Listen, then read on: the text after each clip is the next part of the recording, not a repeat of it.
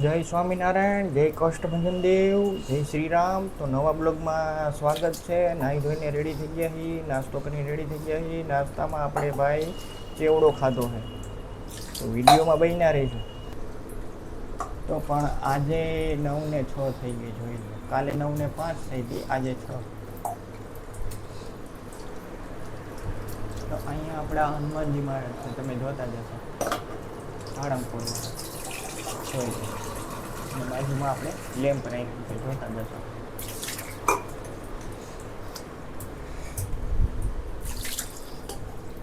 ત્યારબાદ ઠાકોરજીના દર્શન કરી લેજો. પાછળ દશામાં છે, બાજુમાં શ્રીનાથજી ભગવાન છે. કોઈ શ્રીનાથજી બાબા છે, કોઈ શ્રીનાથજી કીએ. અને અહીંયા આપણા હનુમાનજી મહારાજ છે, રામ ભગવાનના શિષ્ય. અને અહીંયા આપણા બુદ્ધ ભવાની. અને અહીંયા આપણી હનુમાન ચાલીસા છે. અહીંયા પણ આપણા બુદ્ધ ભવાનીમાં છે, અને બાજુમાં પણ આપણા ચામુંડ ભવાની છે. ત્યારબાદ મંદિરના દર્શન કરી લેજો. ચામુંડમાં છે, બુદ્ધ ભવાનીમાં છે, લક્ષ્મીજી છે, ગણપતિ બાપા છે. જોઈ શકો છો મંદિરનો નજારો.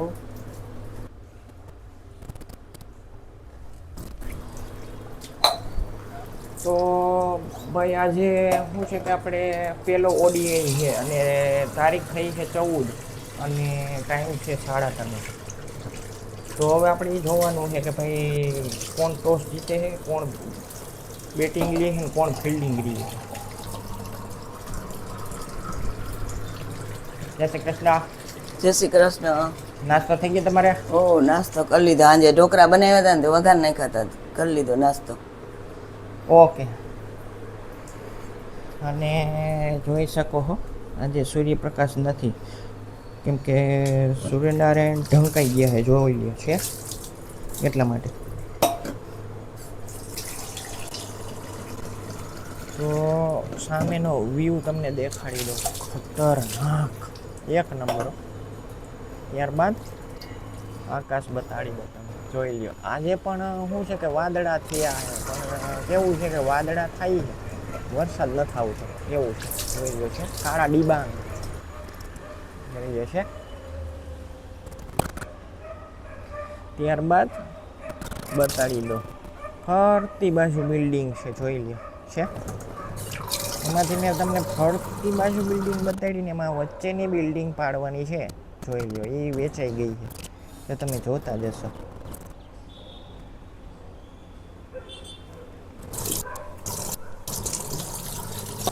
તો કાલે ભાઈ કેવું થયું હતું, આપણે ઇન્સ્ટા ખોલ્યું તો આંબાલાલ પટેલ આવ્યા.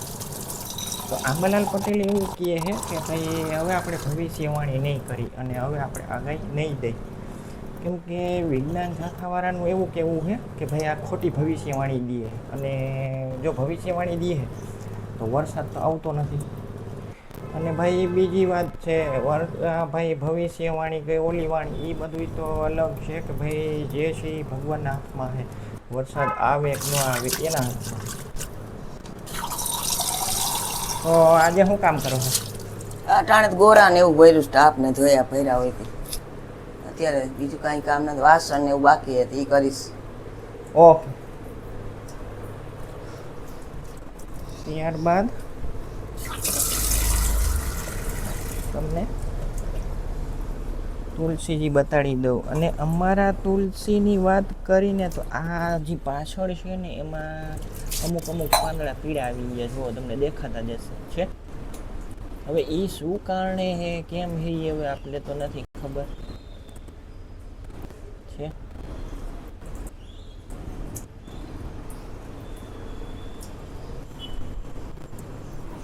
અને વાત કરીને તો કે ભાઈ આપણી ઓફિસની, તો કે ભાઈ કાલે જ મિની ફ્રીજ આવ્યું, તો કે ભાઈ બ્લુ સ્ટાર. તો એમાં કેવું છે કે ઘણા ફ્રીજ એવા આવે, આપણે ટૂંકમાં ઓલી કે ભાઈ ઉપર બોટલ ચડાવીને નીચે નોર્મલ, ગરમ ને ઠંડુ 3 ટાઈપનું પાણી આવે.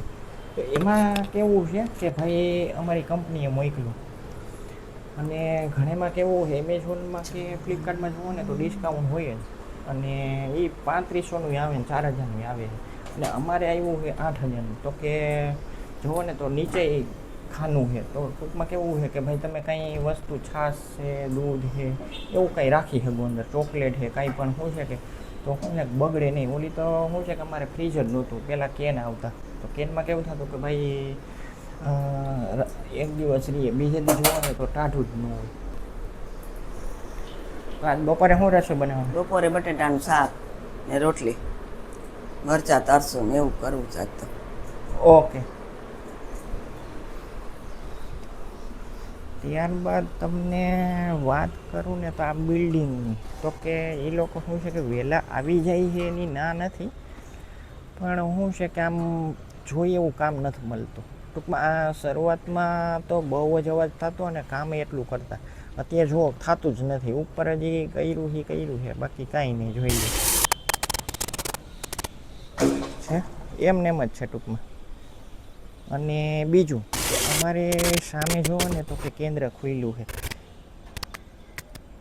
છે, લાલ અક્ષરથી લખેલું છે, વાણિયાઓનું છે. અને સામેની વાત કરીને કે ભાઈ આ ખજૂરીનું ઝાડ જોઈ લ્યો, અમુક શું છે કે પાંદડા ઓલા થઈ ગયા છે, શું છે કે તડકાને હિસાબે કાં પછી પાણીની હિસાબે જોઈ લ્યો કરમાઈ ગયા છે ટૂંકમાં છે.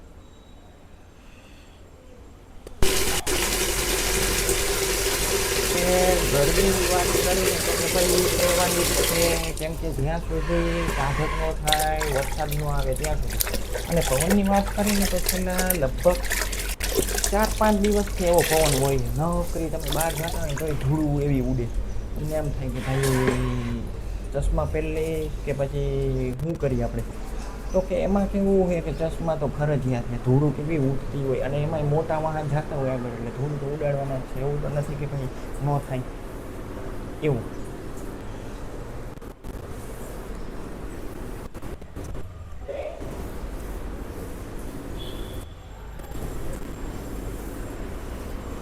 અને બીજી વસ્તુ કે આ જે પાંદડા કોમેન્ટ કરજો, જેને આવા તુલસીમાં પીડા થતા હોય છે એ હિસાબે થતા હોય એ કોમેન્ટ કરજો, તો શું છે કે અમને ખબર પડે કે ભાઈ આમ શું કરવું શું નહીં, એટલા માટે.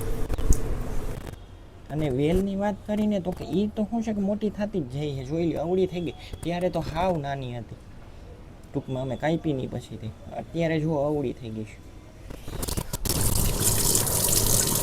અને બીજી વસ્તુ કે ભાઈ આપણે વાત કરતા હતા સૂર્યના પ્રકાશની, જો પાછો સૂર્યનારાયણ દાદા વાદળાની બહાર આવી ગયા, તે અંદર જોયું છે.